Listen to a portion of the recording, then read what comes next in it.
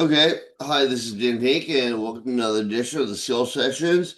And today, my guest is Don Simpson. Is that correct? Yeah, Don or Donald, I don't care. Okay, all right. So, what do you got Just going on, not Dan, man? just not Dan. You're Dan and I'm Don. But sometimes a lot of people call me Dan for some reason. When I work with another Dan, I'm like, so is Dan one and Dan two? Like thing one, thing two? So, all All right, right, man. so this isn't a trick, is it? This is a real thing, is it? It's not I some. don't know. We could be in some like alternate matrix reality. Who knows? I've been talked into things that you wouldn't believe, but it seems legit so far. So how you doing, Dan? Nice meeting you. You too? So what have you been tricked into so far? What's that? What have you been tricked into so far? You said you've been tricked Oh, into I got some. into, just somebody put up a link and, like, hey, do you want to jump on this Zoom? And it turned out to be a bunch of extremists and so forth. So not my scene. So I just, we can talk about whatever you want, but I just successfully completed a Kickstarter for The Lost Art of Don Simpson, which is a hardcover and paperback, and I fulfilled all those. I haven't had any complaints so far. And I'm about to launch another Kickstarter. We'll have a link in the description soon. That is forthcoming. It was a big year last year. We did Megaton Man Multi-Mentions, which was this oversized treasury of collaborations with 60 different contributors. And Fantagraphics put out the first volume of The Complete Megaton Man from the 1980s. They're working on volume two. Okay. So, and I'm drawing all the time as often as I can and doing shows and stuff like that, and doing podcasts. Okay. So Like any of this that one. intrigue? So what do you want to know about any of that or anything else? Well, let me ask you a couple questions.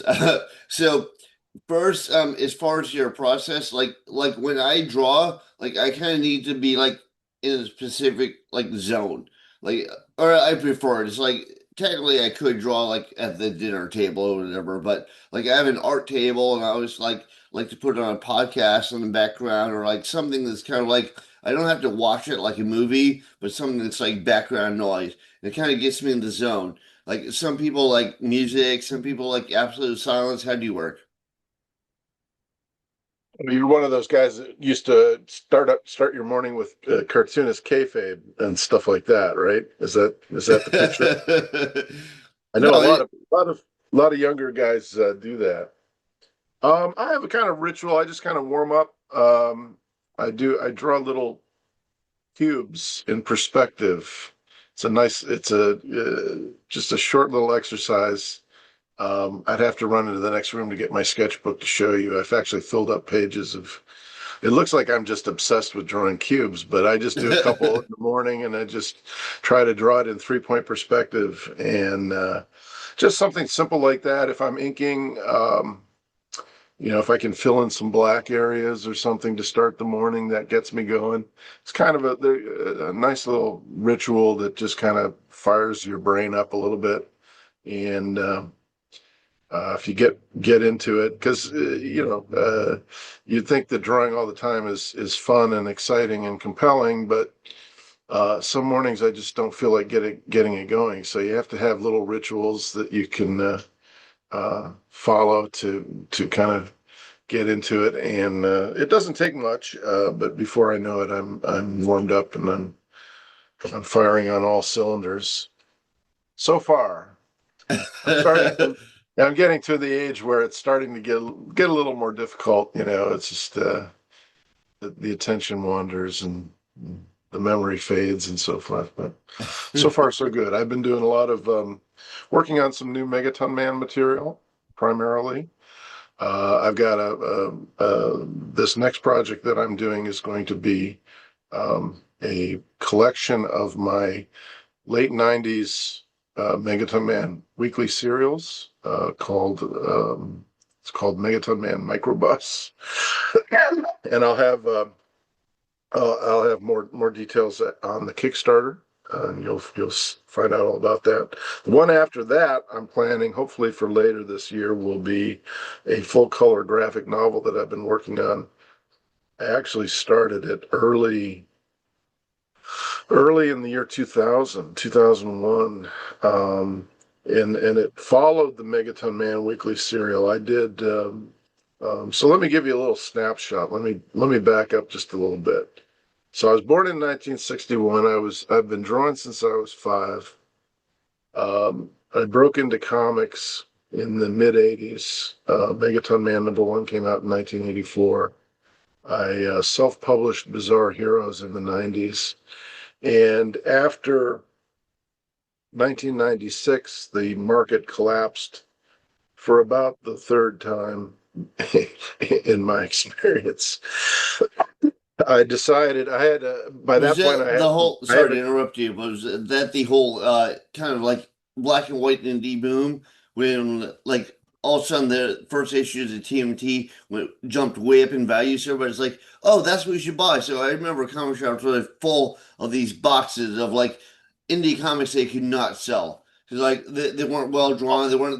They thought maybe there's money in it, so they bought everything independent, no, and it wasn't. that was an earlier boom and bust. That was around 86, 87. That took out Border Worlds, which I skipped over. I did a science fiction series called Border Worlds, which was black and white. And we put out the first issue in the summer of 86, and it did pretty well. It sold 20,000 copies.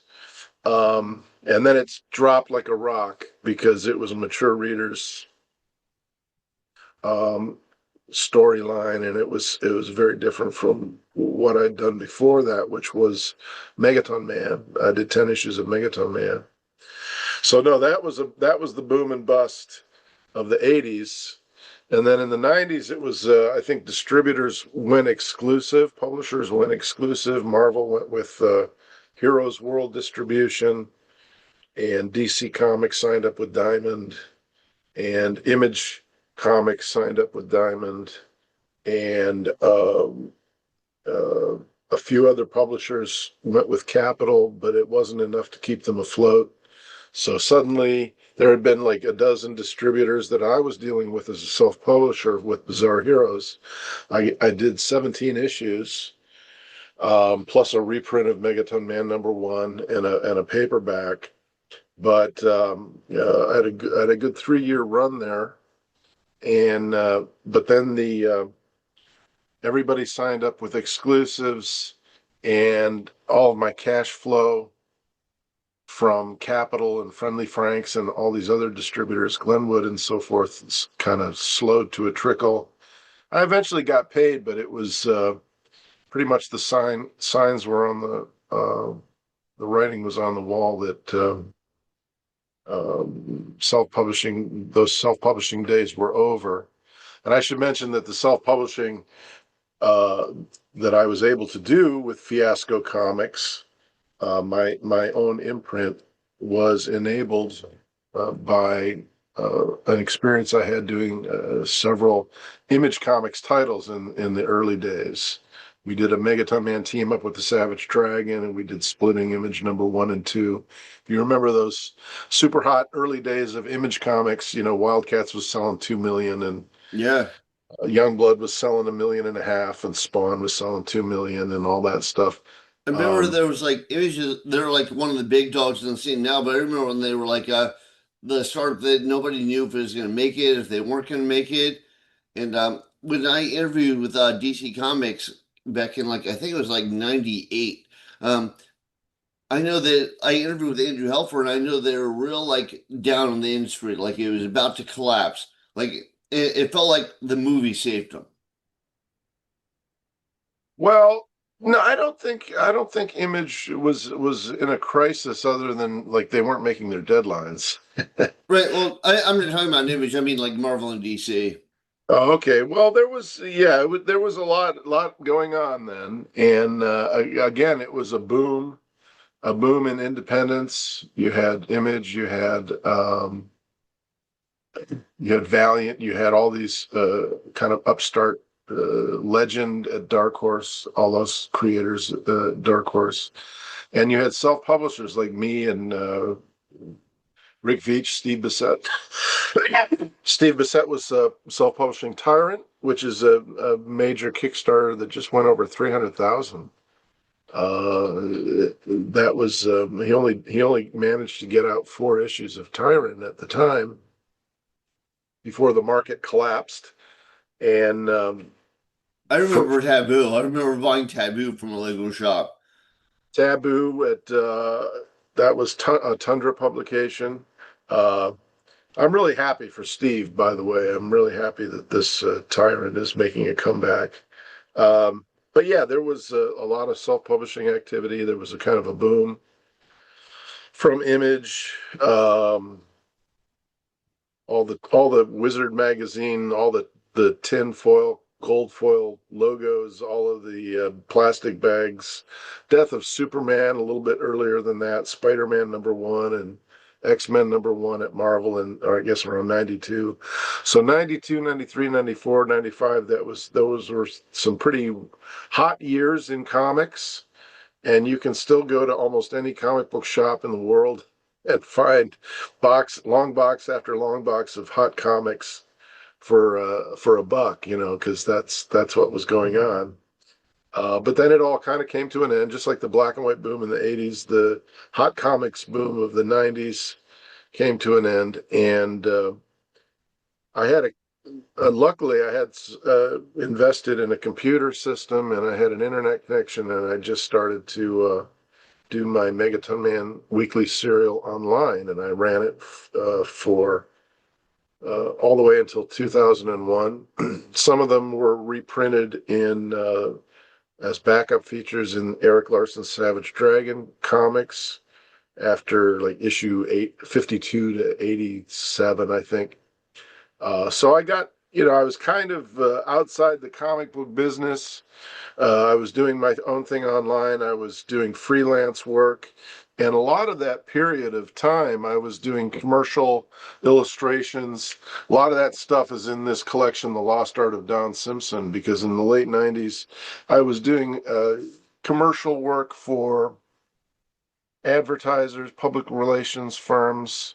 There was a lot of, especially at the turn of the millennium, there was a lot of interest in .coms and new technologies like Bluetooth, wireless, all this stuff. And advertising agencies and public relations firms got in touch with me because they wanted me to create superhero mascots to represent this internet future, right? So let me just show you an example if I can find it here. Um, this is some of my commercial work that I did at that time, and you can see these. I can't talk because I'm behind the book, but uh, there were these different, kind of cyborg characters, superhero characters, and we did these kinds of advertising campaigns that somehow involved what a fantastic future it would be with the internet and with wireless communications. And so I did a little comic book for an insurance company, and I did one for a internet provider. So I was doing strange, oddball things like that. And I was trying comic strips, and I was doing illustrations for different books and magazines and so forth. But I was basically out of the comic book industry by the late 90s. Do you think And AI has killed a lot of that market? Like the whole like illustrations for advertisers and like non-comic book stuff, but kind of a comic book look. you mean AI? Yeah, yeah. Like AI, like a lot of people can they can like download stuff just by like telling Grok or whatever, as opposed to actually hiring somebody to draw it for them. Well, look, look, Dan, they've been shooting the wounded since I've all my adult life. Like commercial art has been going extinct. Comic books have been going extinct. Um, you know, Photoshop, hand lettering went the way of the dinosaurs. With computer fonts and digital fonts. Um, there's been nothing but change in the graphic art field. I mean, if you look at technology, there used to be tons and tons of. In fact, I write about this in the back of the Lost Art book. Um, there used to be hundreds of thousands of jobs in the graphic art industry, with people sitting at drawing boards, punching clocks, working overtime, doing advertising layouts, doing paste up, pre-press, burning printing plates for web presses and so forth. And all of that has been eliminated by digital technologies in one form or another. So we've been losing ground. People that like to draw, you remember those old comic book ads? We're looking for people who like to draw Yeah, in in the 50s and 60s, maybe yeah. maybe in the 70s, but I graduated high school in 1980, and my entire adult life it's been musical chairs on the Titanic. It's just it keeps getting smaller and smaller and smaller. I'm just going to keep on drawing. I've been very lucky to have a following. It's kind of like I kind of view it as these uh, summertime music festivals and concerts. All of these bands, Chicago and all of these musical acts that were on the radio back in the 60s and 70s. They're still touring, but that was because they were back back in the day when there was a mass market for radio hits. And if you were lucky enough to be on FM radio or AM radio back in the day, you can still gather an audience. I was just in that tail end of mass market comics. I worked for DC. I did some stuff for Teenage Mutant Ninja Turtles, the 80s and 90s, and my own comic books that I created, Megaton Man, Border Worlds, Bizarre Heroes. Um, and I was lucky enough to have an audience that still remembers me, and I've been able to build on that. I didn't have as big an audience as John Byrne or Frank Miller or Walt Simonson, but I had people who remember me, and now they have some cash. They have some, they have credit cards, or they can support my crowdfunders, and they can see me at shows and buy my wares. So I'm very lucky to have gotten some exposure back in the day when there was a a mass market. It seems like there's still a demand for like a lot of the kind of handcrafted stuff. Like I remember when the way that, like Mike Zeck or Mike Kaluta would color something is that they do a print on watercolor board and they'd watercolor paint all the colors and then they do a transparency with the line work and then put that on top. And I know that is like much more work intensive than like doing it digital, which everyone seems to do now. Yeah, But they well I, we I I think there's kind of a cool look to that. well we thought we were working with state of the art technology. Megaton Man, in the early days, we used gray lines, Hmm. and we used cell vinyl paint. Cell vinyl paint I was familiar with because my roommate back in Detroit was a fellow named Mike Kazala, who went on to be an animator. And cell vinyl paint was used in animation for cell animation in the back in the deep dark 20th century. And so we used cell vinyl paints, and we painted these gray lines. There was also blue lines, which was this kind of watercolor paper that you were referring to, and you'd have a film positive overlay. Either gray lines or blue lines would have this film positive of the line work. And that was very early digital technology, because then the color part, whether you're using cell vinyl paint or using watercolor or gouache or something like that, that the color plate would be separated for three colors. And then you'd have your four printing plates: black, magenta, yellow, and cyan, which is a kind of blue.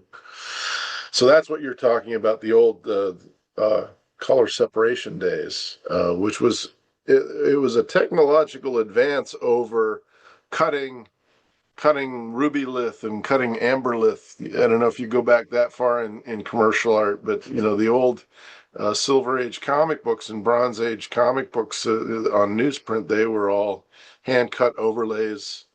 The flat coloring of a 20-cent comic book and so forth. But Yeah, yeah, that's that's a been. little bit more before my time, but yeah. Oh yeah, that was before my time. I never had to. I think they were still doing it. They actually did it on 1963, Okay. which was a an image comic that I did some lettering for it. Steve Bissett, Rick Veitch, Alan Moore was the writer, and Rick and Steve were in charge of production. I don't know who they got. I think they got Anthony Tollin at DC, who was a production guy. Anthony Tollin went on to do a lot of pulp reprints. He reprinted Doc Savage and The Shadow and so forth. But Anthony um, was able to color separate it in the old hand cut overlay way. And they actually found somebody that could print on newsprint.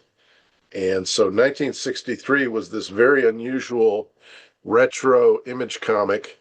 All the other comic books were digital, Photoshop, Liefeld and McFarlane and Jim Lee, they were all using Photoshop effects, all that kind of airbrushing and stuff. But 1963 was hand cut overlays in the old school way. And I think it might be one of the last major projects that was done that way, because even Marvel and DC gave that up. There was a printing plant in Illinois, Sparta, Illinois, called World Color Press, and all of the Marvel and DC's and Archie comics back in the 60s and 70s were printed in Sparta. And this machine would break down, you know, it was on its last legs by the 1980s, and it was all constantly breaking down. They couldn't get parts for it anymore. The printing plant, and especially in the summertime, it would get really hot and it would break down. And it was limited how many they could only produce so many books for so many publishers. So Marvel and DC and Archie pretty much had a monopoly on color comics in those days. And little publishers like Kitchen Sink Press, who published Megaton Man and The Spirit, Eclipse Comics that published Zot, DN Agents. In the mid 1980s, they kind of broke the monopoly, but they had to find their own printers. And the printer of choice was a place called Ronald's up in Montreal. And they printed Baxter paper, all that, the color separated gray lines. This is all ancient history. But that was the new thing. That was the cutting edge when I got into comics. And Megaton Man was colored on gray lines. We had Ray Fahrenbach was my colorist up in Wisconsin. He's still teaching cartooning, I understand. Sam McClurg is a podcaster. He says he takes Ray's cartooning classes up there in Wisconsin. I Um, know a lot of those people that are legends back in the day, they all teach. Like I know Walt Simonson does, I know Steve Bissett does. Like that's kind of the thing. Like they teach I guess it's like art and comic book technique, but so it's a little bit more like when I went to school, there was no such thing. It was like there was drawing and there was painting. There wasn't like comic book studies, but they teach them that good for them. I wish they made more money, but I know that a lot of that stuff was like Marvel and DC kept all the rights.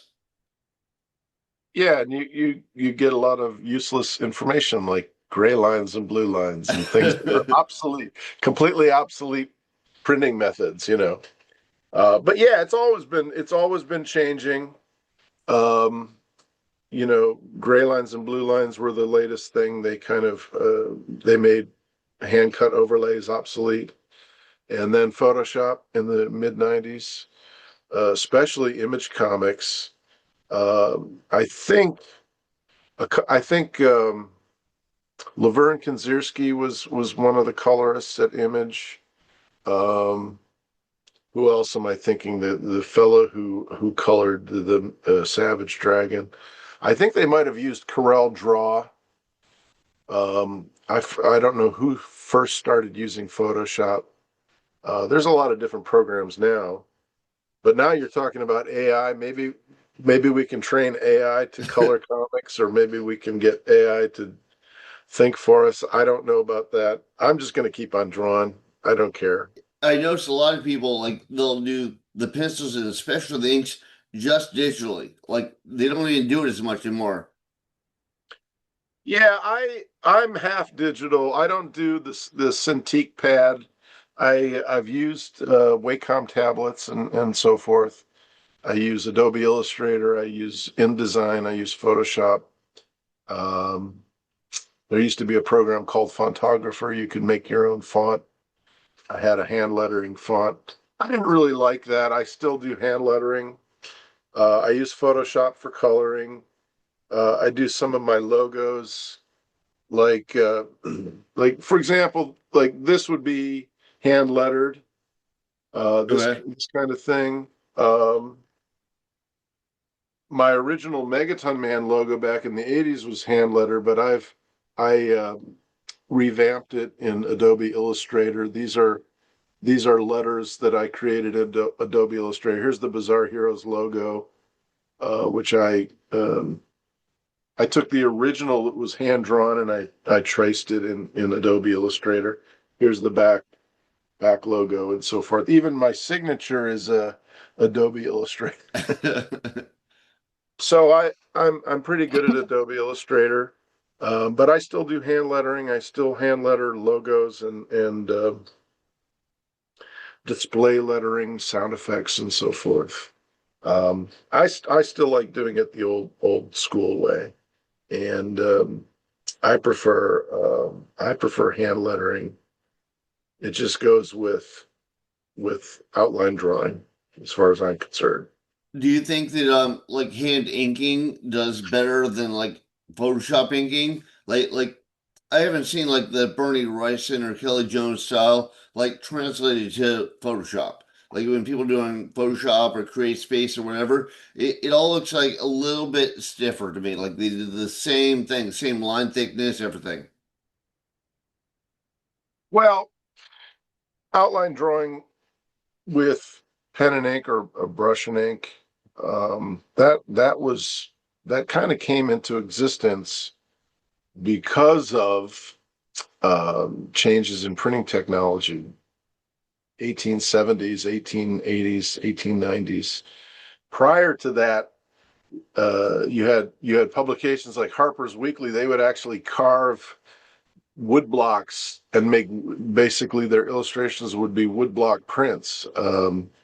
Winslow Homer, Thomas Nast, the great editorial cartoonist, they would actually draw on boxwood, and they had these engravers literally carving out wood blocks. And then they had this complicated process where they turned them into electroplates. They would turn them into metallic plates for printing. But then somebody invented the halftone, and somebody invented high contrast photography. And so now you could just draw a pen and ink on paper, put it in front of a camera, and then you had a much easier uh, method, less labor intensive method of reproduction.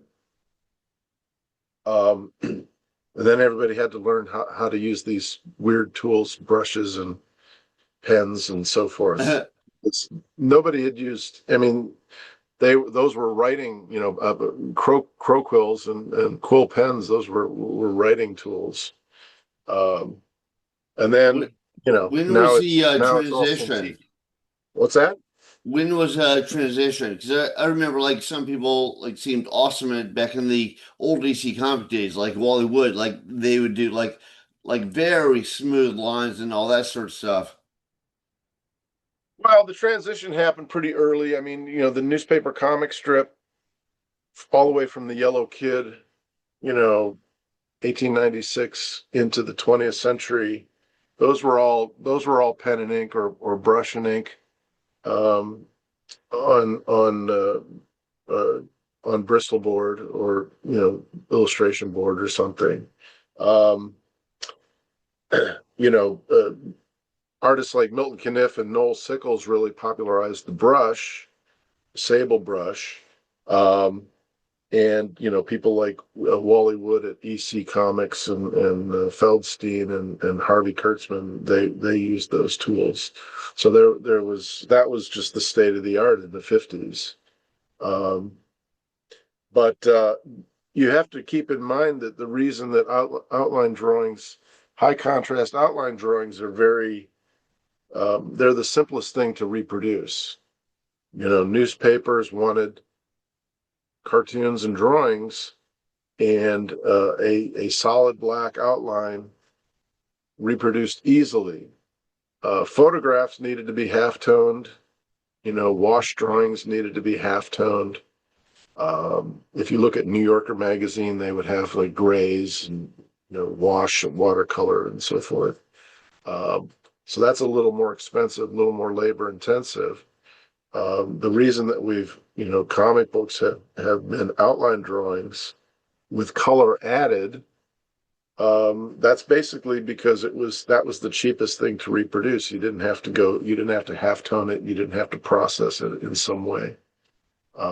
And you were using lousy paper, newsprint, which doesn't hold the detail, and your camera operators are not, don't have a real conscientious eye for quality. So all those great classic comic strips, Terry and the Pirates, Dick Tracy, Little Orphan Annie, Peanuts, all that stuff, had to be drawn in such a way that it would endure even indifferent or lousy printing. Because you're printing millions of newspapers every day. It had to be cheap. It had to still come through without, now we have this technology that allows us to do really specific, really fine reproduction, and we almost have too much detail. It's kind of like the CD, the music CD.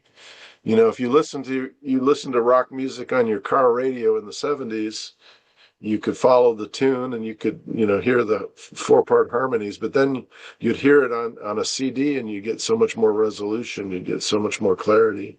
So now we have cartoonists, and that was what enabled the Image Comics guys, um, Lee, McFarlane, Liefeld. They put so much detail into their drawing, and it could actually reproduce with the Baxter paper. I was a very detailed artist initially in the mid '80s. I simplified my drawing style a great deal, but when you have better reproduction and better paper and better uh, quality standards, then you can indulge in more detail and more fine grained, fine line drawing styles. So What all these allowed technologies have influenced comics. what allowed them to do like full on paintings, like Dave McKean style or Bill Sienkiewicz style, where like the storyboards were paintings. Was it just the photography improved so they could like take a photo and make that into art? Well, yeah, and I did a couple painted pieces. I did a couple covers. Yarn Man #1 has an acrylic painted cover that I did, and I did an acrylic painting for something for Caliber Press called Go Man. Um, and watercolor and so forth. Yeah, it's just more expensive to get, if you're doing watercolor or painted images, to capture the nuance, you have to send it out to a color separator in the old days, and they would have to scan it and so forth. Now you can do that at home on your, if you have a relatively good scanner, you can do that on your own, which also cuts out, uh, a couple 100,000 jobs of people that used to take and put artwork in front of the camera. Now you can do it at home on your scanner. Okay. All right. Well, I don't want to keep you here all day, but what do you have going on now? What can people buy from you? Do you have a website they can look at? Well, you can follow me on social media. I'm about to launch a Kickstarter campaign for Megaton Man Microbus, which collects all the Megaton Man weekly serials. We're talking middle of April, so in the next week or so, I'll have a new Kickstarter that you can support. I'm on Facebook. I have a blog on Substack, and I got plenty of comic books. Recent publications include Victory Folks. I usually sell these at shows, but I include these as add-ons that you can purchase. Megaton Man Multimensions is available from Cosmic Lion Productions. We'll have to put a web address in the notes. Oh, But yeah. Eli Schwab, Eli Schwab is the publisher, and Fantagraphics is doing the complete Megaton Man, which is the volume one is the 1980s kitchen sink press Megaton Man. Volume two will be the Fiasco Comics Bizarre Heroes, and I'm still self-publishing. Fiasco Books is my imprint. There we are, Fiasco Books. The Lost Okay. Art of Don Simpson. This just came out. I will have the Megaton Man Microbus will be a very similar format to this. How would you So I'm find that still stuff? at Do you it. have a website you can go to, or is it on Amazon? Like everything's on Uh, Amazon now. Follow me on Facebook. That's what I usually post to. Don Simpson. I think it's Don Simpson 526 or something like that. Follow me on Facebook. Follow me on Substack. Uh, Not hard to find. I'm usually posting several times a week, so sometimes a couple times a day. So good talking to you, Dan. Hope everything's well in New York, and we'll talk more soon.